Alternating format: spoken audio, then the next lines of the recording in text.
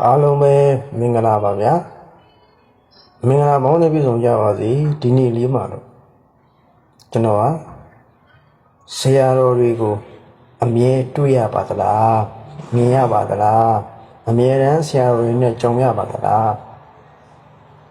အဘဆရာတော်တွေများနဲ့အမြဲတမ်းကြုံရပါသလားဆိုတာလေးကိုခေါင်းစဉ်ထားပြီးဆွေးနွေးရှင်ပါတယ်အဘဆရာ၃ပါးဖြစ်ကြတဲ့ကျော်တို့အဘဆရာတော်တွေဘယ်ကိုင်းမှာပဲဖြစ်ဖြစ်ပေါ့နော်သူတက်ဆိုင်တဲ့ဆရာတော်တွေအမြောက်အများရှိပါတယ်ဆရာတော်တွေကအမြဲတွေ့ရပါသလားဆိုရင်ဆရာတော်တွေရဲ့တီလကုံဓမ္မာတိကုံပညာကုံတို့ဟာကျော်တို့တာမန်လူတွေထက်အစာပေါင်းများစွာကိုဂုံရှိလို့တီလရှိလို့ကိုကျင့်တိတ်ခါတွေပြည့်စုံလို့အထက်ထွေရပေါက်ဝိဆာတို့ဆရာကြီးနဲ့ဖြစ်ကြတယ်အဲ့လိုဖြစ်ကြတဲ့အတွက်ကျော်တို့တာမန်လူတွေမင်းတွေ့ရပါလားတလားဆိုတော့တွေ့ရှင်ရင်တွေ့ရမယ်တို့ပေမဲ့တီလရှိသူစိတ်ထားဖြူစင်သူဇာယဒကောင်းသူဒီလိုလေးတွေ့ရင်တွေ့ရမယ်တို့မဟုတ်ပဋ္ဌာန်းဆက်ညီးတဲ့လူတွေတွေ့ရမယ်ဟုတ်ပြီဒါတော့တရကအနေနဲ့ကျွန်တော်ရဲ့ဖြစ်စဉ်အနေနဲ့ကျွန်တော်ပြောပြရှင်ပါတယ်ကျွန်တော်ပြောပြမယ့်ຢာတွေကနည်းနည်းရှိဒီတော့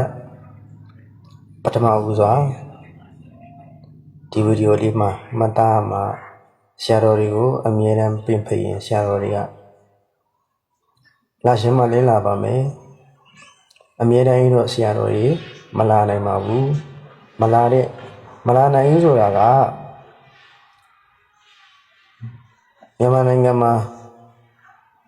နေရာတိုင်းမှာလူအများအများရှိတယ်ဒီမှာလဲဆရာတော်တွေဟိုမှာလဲဆရာတော်တွေဆိုဖြစ်နိုင်မဖြစ်နိုင်ဒီချာစဉ်းစားဆုံးဖြတ်ရင်သိနိုင်ပါတယ်အရင်ကြုံတဲ့အချိန်မှာလာမယ်ဒုက္ခရောက်နေတဲ့အချိန်မှာလာမယ်ကိစ္စကြီးငယ်ရှိတဲ့အချိန်မှာလာမယ်တိလဖြူစင်မြင့်မြတ်တဲ့လူတွေဆရာတော်တွေနဲ့တွေ့ရှင်တွေ့ရမယ်ဒါပေမဲ့အာယုန်ထဲမှာပေါ်လာတဲ့ဆရာတော်တွေတိုင်းကိုဒါအစစ်အမှန်လို့ပြောလို့မရအစစ်အမှန်လို့ပြောလို့မရအောင်ဆိုတာတချို့သောအရာတွေကလိုက်လံနောက်ဆက်ပြီးဟိုဖြစ်မဲ့ပိုင်းနေအများကြီးရှိတယ်။ဆရာတော်ကြီးစော်ကားသလားမစော်ကားဘူးဒါပေမဲ့ကိုယ်အာယုန်ထဲမှာမြင်တဲ့အရာတွေကြတော့တစ်ခါတည်းကြတော့စိတ်ကဖြစ်နေတာလေဖြစ်နေစိတ်စီစတိုက်ဆိုတော့စိတ်ကဖြစ်နေတာလေဖြစ်နေဟုတ်ပြီကျွန်တော်ပထမဦးဆုံး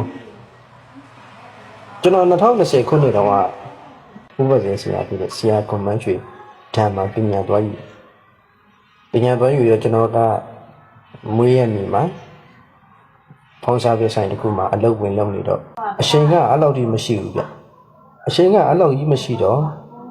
ကျွန်တော်ခွင့်ယူလိုက်တာတရက်ပဲအချိန်ရပညာမျိုးခင်ကျွန်တော်ဆရာကိုဖုန်းဆက်တယ်ဆက်တွေ့လုပ်တယ်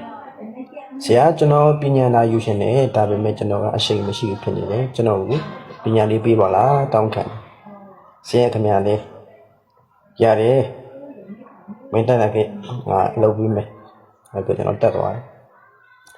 တယ်ဒါတော့ကျွန်တော်ရောက်ရချိန်ကညနေနည်းနည်းမိုးရှုံနေပြီမိုးရှုံနေတော့ဆရာခင်ဗျာလေးဆရာကွန်မန်းရွှေခင်ဗျာလေးကျွန်တော်ဥပဒေဆရာဒုခင်ဗျာလေးကျွန်တော်ပညာပေးလို့အစဉ်ပြေစီဖို့နှစ်ဖက်လုံးအစဉ်ပြေစီဖို့တို့မှာကျွန်တော်ညချင်းတစ်ခါတည်းစေးပေါက်တယ်ပညာအပ်ပေးတယ်ဝယ်တင်အားရအကုန်ပြရပေါ့ပြီးတော့စာအုပ်ရအကုန်ပြ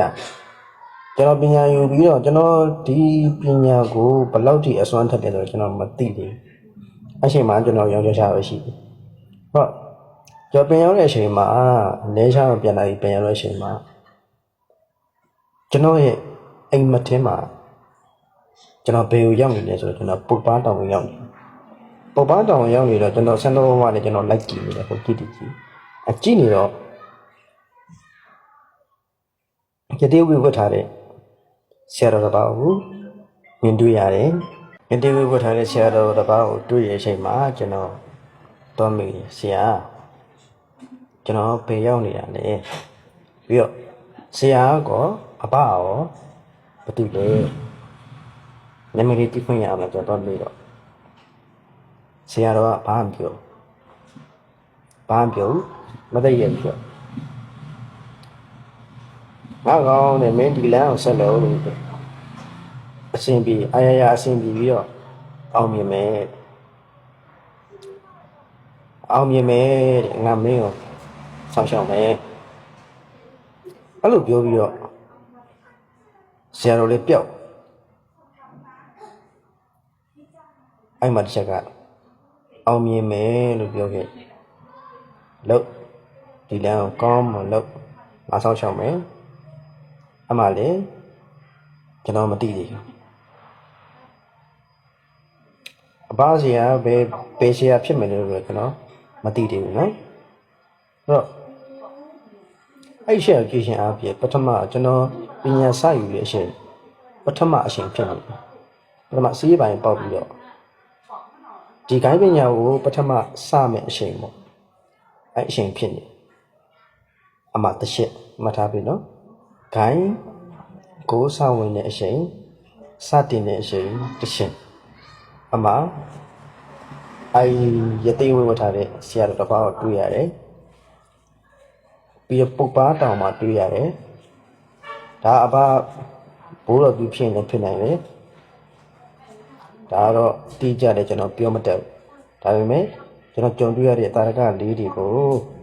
ကျွန်တော်ပြန်ပြောပြပြီးတော့ဘယ်လိုအချိန်မှဆရာတော်နဲ့တွေ့ရလဲဘယ်လိုပုံကူမျိုးတွေကတွေ့ရလဲ